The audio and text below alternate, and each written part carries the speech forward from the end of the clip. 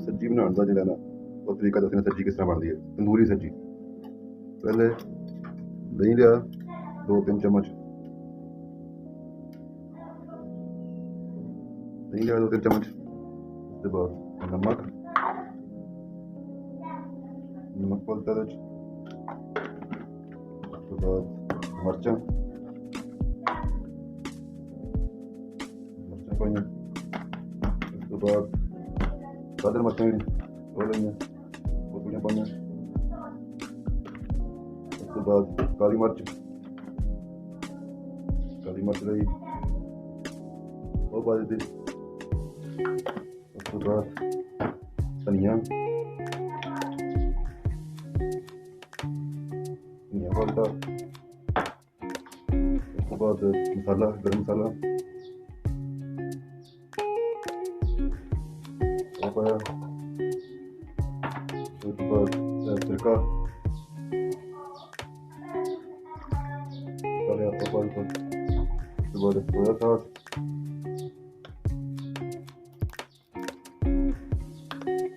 Chilli sauce,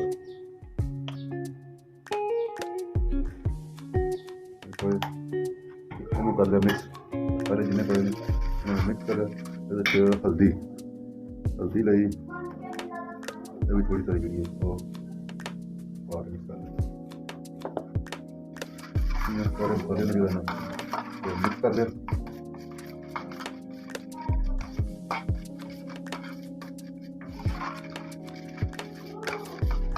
सही तरह mix हो जाए। उसके बाद एक मुर्गी जी सीने का गोश्त मुर्गी जी मुकम्मल सीने का गोश्त तेल के कट ला इस तरह।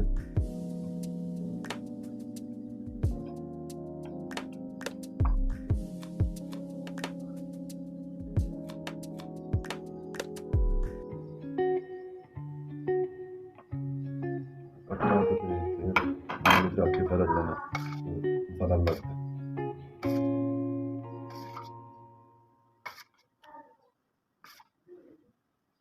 चंगी तरह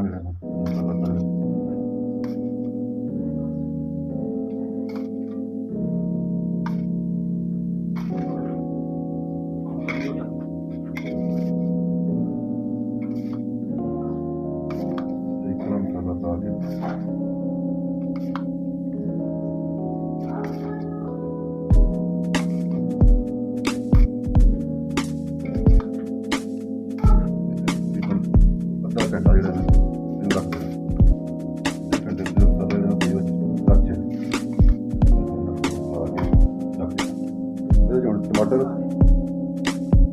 प्याज हरी मिर्च आलू साबत आलू लेना इन्होंने कटना नहीं रखना। टमाटर पाने कट दी मिट्टी की हांडी लैनी मिट्टी की हांडी जी पाने टमाटर रखने प्याज पा देंगे।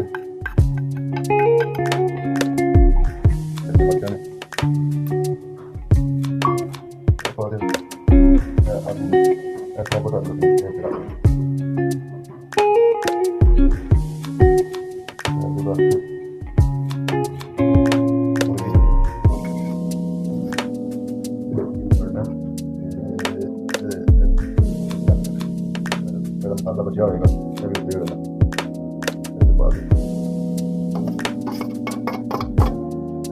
थोड़ा थोड़ा ऑयल ज़्यादा नहीं पाना, थोड़ा ऑयल रहना। सारी चीज़ों रख के चूल्हा जड़ा ना वो जला दो। चूल्हा जल गया इस तो बाद जड़ा फिर एक बार दस दें कि ये पानी नहीं पाना कोई भी। टमाटर प्याज उसके आलू उसके जड़ा फिर इनू ढक देना ढक्कन जड़ा वो ला देना ला के रख देना तकरीबन 10 मिनट तक जड़ा थोड़ी तेज़ आँच के नाल जड़ा जो 10 मिनट हो जाने सही गर्म हो जाए उस तो बाद जड़ा बिल्कुल हल्की आँच जी वो कर देनी। हम इनू जड़ा तकरीबन 2.5 ਤੋਂ 3 घंटे जड़ा इनू नहीं कोई भी भुनना नहीं इनू रहन देना इस तरह बिल्कुल तेज़ आँच ना सी इनू जड़ा 10 मिनट तो बाद बिल्कुल जी वो हल्की आँच कर देनी है बिल्कुल बस हल्की आँच ਤੇ ਇਹਨੂੰ ਪੱਕਣ ਦੇਣਾ। ਇਹਨੂੰ ਖੋਲ੍ਹਣਾ ਨਹੀਂ ਕੋਈ ਵੀ। ਤਕਰੀਬਨ 2.5 ਤੋਂ 3 ਘੰਟੇ ਲੱਗਣਗੇ ਇਹਨੂੰ ਤਿਆਰ ਹੁੰਦੇ। ਚਾਹੇ ਹੁਣ 2.5 ਘੰਟੇ ਤੋਂ ਬਾਅਦ ਜਿਹੜੇ ਨੇ ਇਹਨੂੰ ਖੋਲ੍ਹ ਕੇ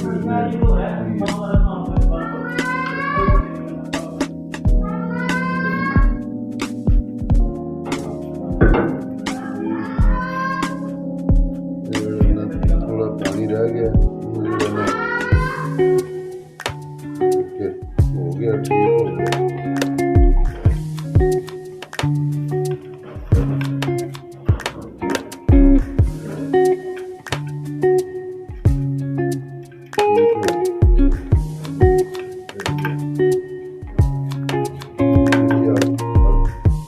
ਬੰਦ ਕਰ ਲੈ, ਚੁੱਲ੍ਹਾ ਬੰਦ ਕਰ ਲੈ।